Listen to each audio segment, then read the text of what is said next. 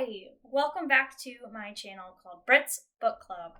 If you're new here, let me introduce myself. My name is Brittany, and I love to read. I mostly read fantasy novels, so if that's not really your thing, then this may not be the channel for you. And today I will be reviewing The Eye of the World, the first book in the Wheel of Time series by Robert Jordan. So this is my first time reading the Wheel of Time series, so go easy on me if you're a big Wheel of Time fan. I know how you all like to live vicariously through people who are reading the series for the first time. So definitely let me know in the comments below if you've read the series before and what you thought. I would like it if you could try to keep it kind of spoiler free in the comments for folks who might be like I was in trying to see if they're interested in reading the series. So of course my review for this first book will be spoiler free. So before I start into the review itself, I do want to kind of disclose some reservations that I had about the series before I started reading. I spent a lot of time watching other people's videos on Wheel of Time to kind of get a feel for the series and see if it would be something that I would enjoy. I've read a lot of Brandon Sanderson, who of course finished the Wheel of Time series after Robert Jordan passed,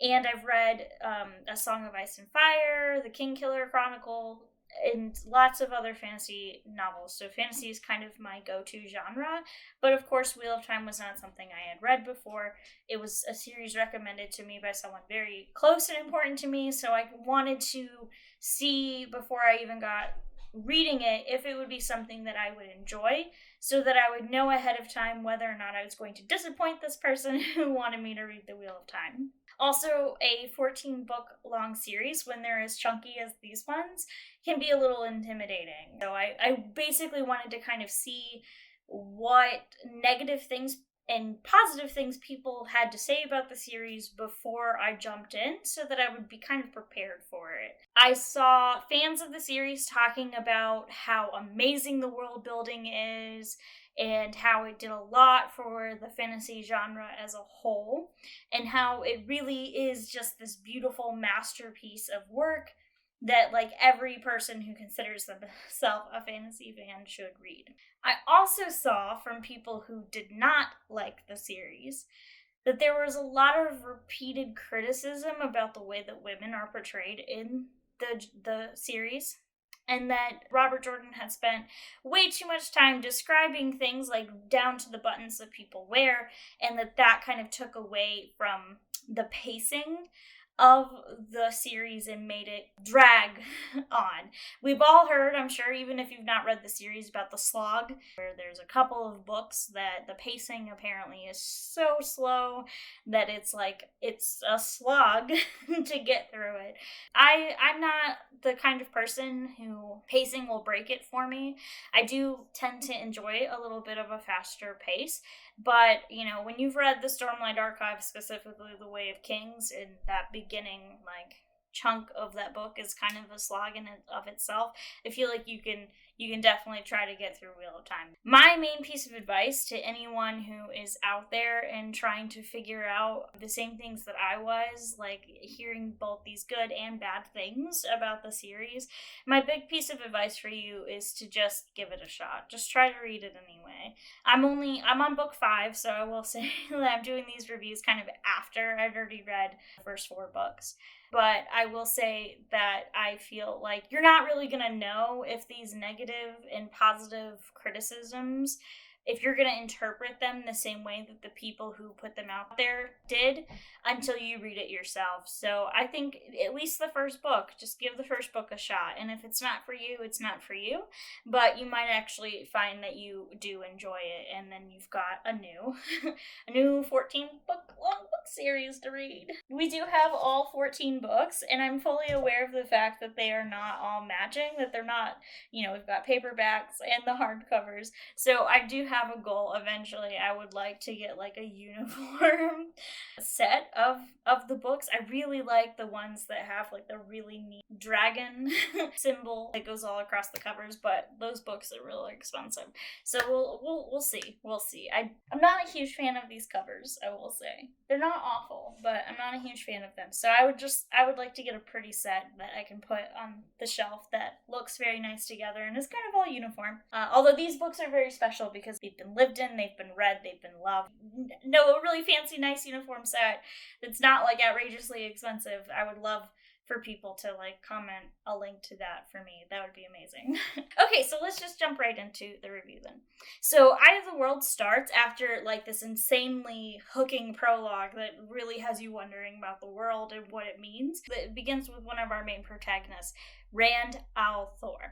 He is your average farm boy, and his life is the average, exactly what you would expect from your average fantasy protagonist at the very beginning. He lives with his father, he lives on a farm, he's kind of naive about the world at large, and he and two of his friends, Matt Coffin and Perrin Ibarra, and then two other young women from the village of Edmondsfield, which is in Two Rivers, Nynaeve Almira and Egwene Elvire, are all five of these young people. Their lives are changed forever when strangers come to Edmondsfield during their Beltane celebration. And basically these strangers come to Edmondsfield and they like everything goes wrong at that point. Their entire world is shifted forever. And these five, again, Rand, Matt, Perrin, Nynaeve, and Egwene, they end up needing to leave this known world of theirs and venture out into the wider world that has Aes Sedai, Warders, Starkfronts, Trollocs, Shadowspawn, all this kind of larger pieces at work here in order to prepare this prophesized dragon reborn for the last battle against the Dark One. So a couple of things there. Aes Sedai, they are women who can channel the One Power. So in this book series, the magic system is kind of called One Power. The One Power, you don't learn a whole lot about the magic system in the first book.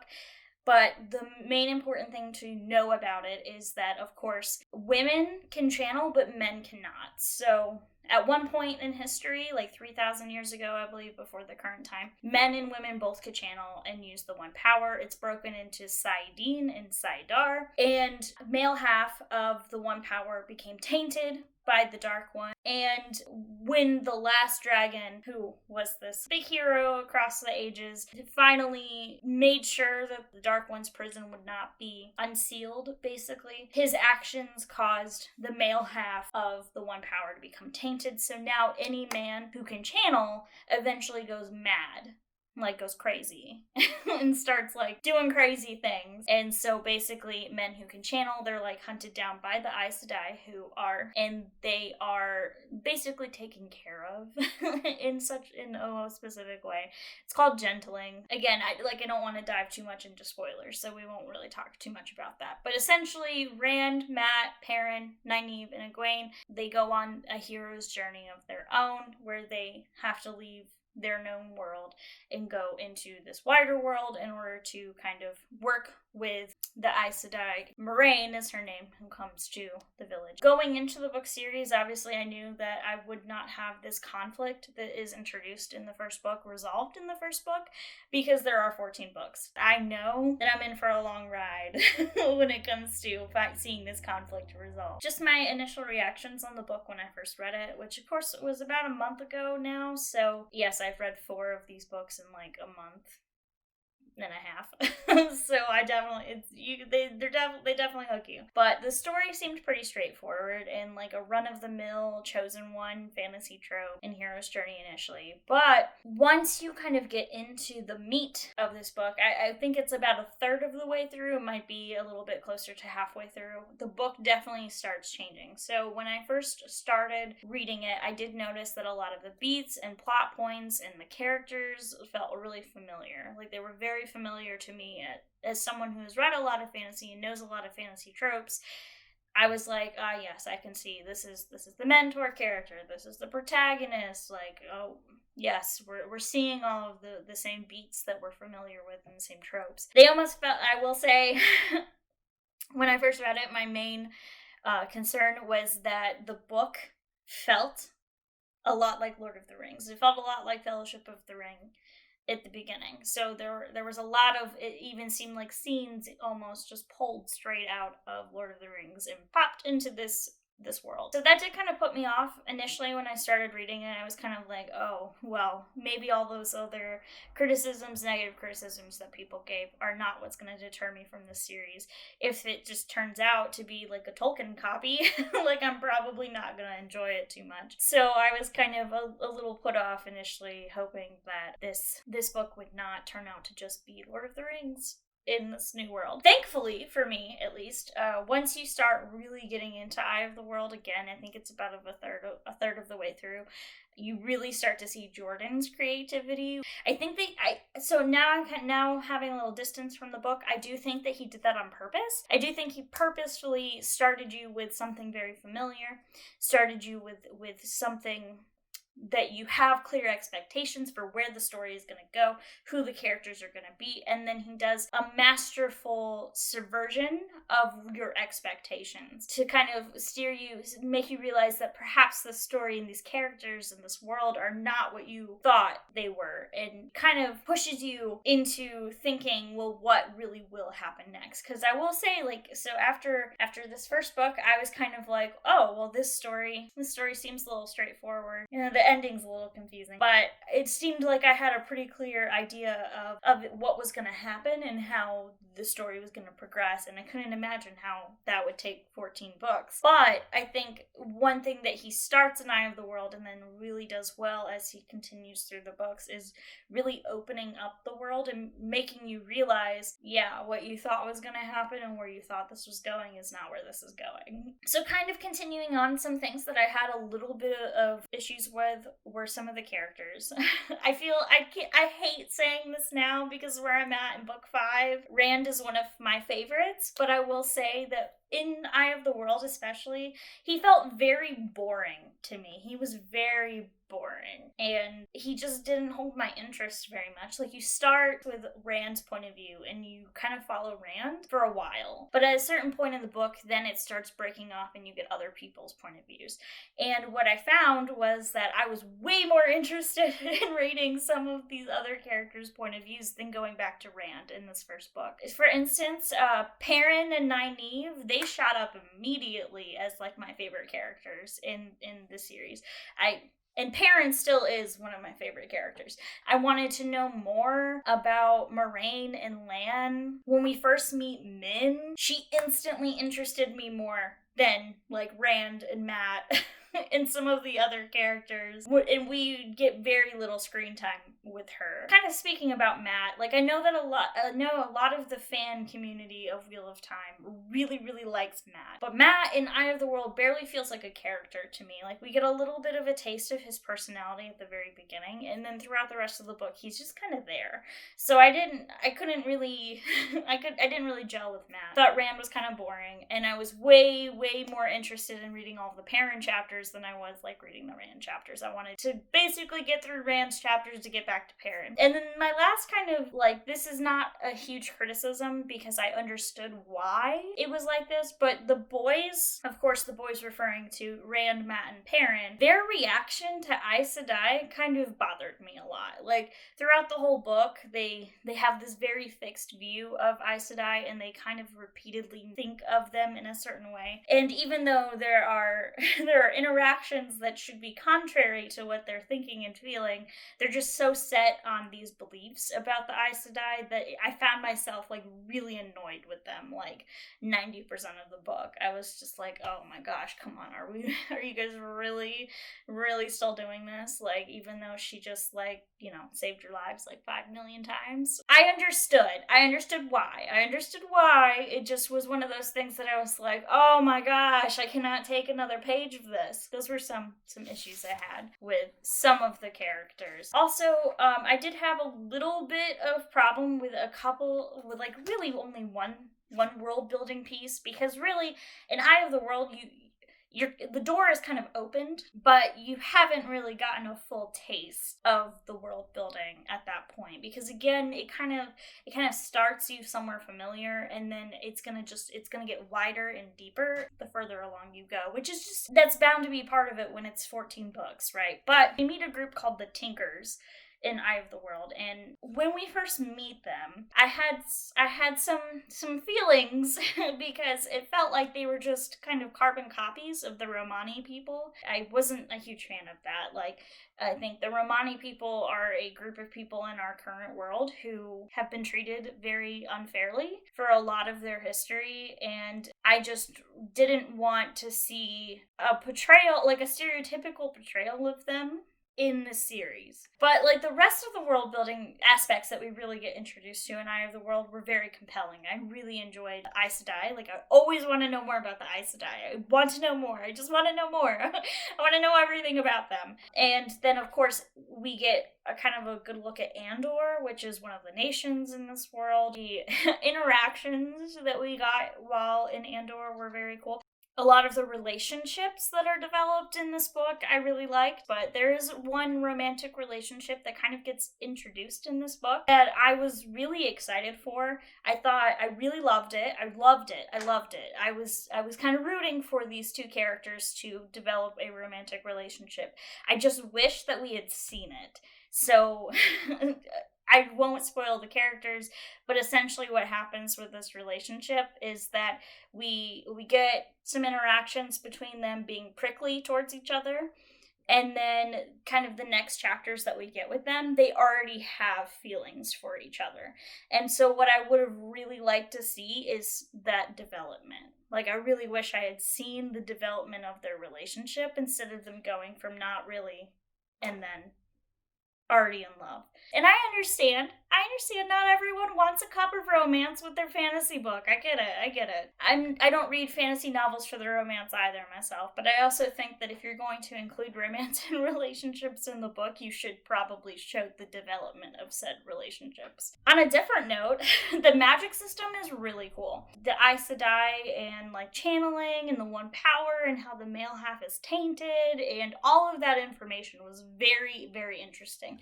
It sets the magic system of Eye of the World apart because it is an elemental magic system. And so a lot of criticism in like the fantasy community at large when it comes to magic systems is that people are like done. They're done with elemental systems. They don't care about seeing water, earth, air, fire, and then whatever fifth element you're gonna throw in there. They don't, if it's not Avatar: The Last Airbender, they don't wanna look at it. In the Wheel of Time, you almost forget that it's even an elemental system. And you don't really learn too much about the magic system in Eye of the World specifically. But what you do learn about it in Eye of the World made me really want to know more. It made me want to know everything that I could possibly learn about this magic system. You're reading the first book of a 14-book series, like you go into the series knowing that you're not going to learn everything in this first book. Like, you know that. I just wanted to know as much as possible in book one. So all in all, I really did enjoy Eye of the World. When I rated it on Goodreads as initial reaction to having finished it, I gave it 4 stars. Took away a star mostly because I did feel like the beginning of the book was so similar to Lord of the Rings that I couldn't say it was a perfect book because it was like so similar to Lord of the Rings, and I had some problems with some of the characters, and especially Rand, because you're with Rand most of the book and he kind of was the least interesting character to me. That being said, I think you should read it. I think that if you haven't read the series before, you should at least read Eye of the World and just give it a chance. Give it a chance and see if it's for you.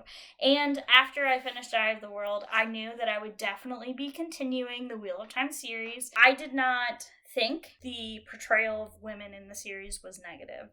The women do have negative characteristics, like that's definitely true. Some of them have anger issues.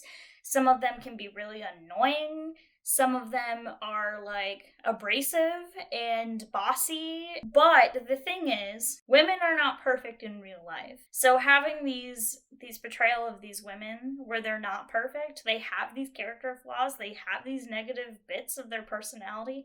That did not feel like a negative portrayal to me. That felt like a very realistic portrayal. It felt like Robert Jordan was writing these women as people, like real people with real flaws that are not gonna just be perfect the entire time. And the descriptions and the pacing, I do think that Robert Jordan likes to describe things, which is fine, because what I got from the descriptions was more of the world building. So the world building really does come through in these kind of what these characters wear. So like if someone is wearing a very specific piece of clothing that looks a very specific way, you can tell what culture they're from. And so I don't think that the descriptions were too much. What I do think was that the pacing was rough. The pacing was a little rough. So if you are the type of reader who has to have kind of things go boom, boom, boom, boom, boom, and it has to be fast paced, it has to just keep moving, then this series may not be for you, because a lot of it is not like that. A lot of it is where a lot of things are happening, the pace is moving, and then it slows down and it lets it breathe. And it kind of goes back and forth between those two. So if you are the type of person who likes a slow burn, who can make it through, a couple hundred pages of it feeling like not much is happening, then you could probably make it through this series. I know that there are some books, I think it's like 7 to 10, that are referred to as the slog, but I think that, at least Eye of the World, it wasn't a slog to get through it. There were sections that were slower than the other sections, but all in all, it was about the same kind of pacing I would expect from any other fantasy novel of equivalent size. So I was fine with it.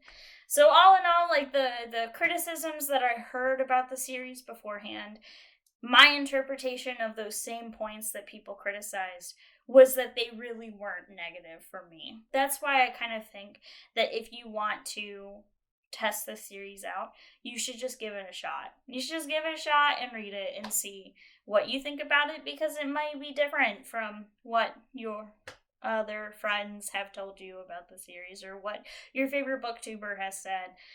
Everyone has different opinions. 12 people can read this book and have 12 different takeaways from it. So that's the beauty of literature. That's the beauty of reading and writing, is that these are just words on a page, and it's really up to you to take that interpretation from it. So with that being said, I recommend Eye of the World. I do think you should read it. And my goal is to have all 14 of these books read before the TV series comes out on Amazon Prime. So if you want to keep getting my reactions to these books, make sure you check back here and watch the videos. So I just did Eye of the World. That's this one. I will be doing The Great Hunt, Dragon Reborn, and Shadow Rising in the coming weeks as well. I'm on the 5th book, so I'm on Fires of Heaven.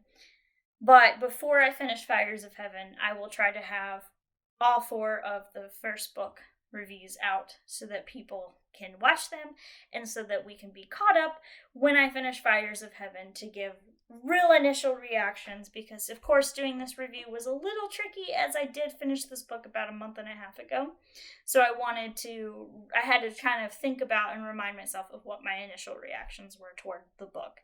So awesome. If you want to leave me a comment or a like, that's totally appreciated, but don't feel obligated to. And I hope that you will check back. And if not, then that's cool too. I hope you have a good rest of your day. And thank you for watching. Bye!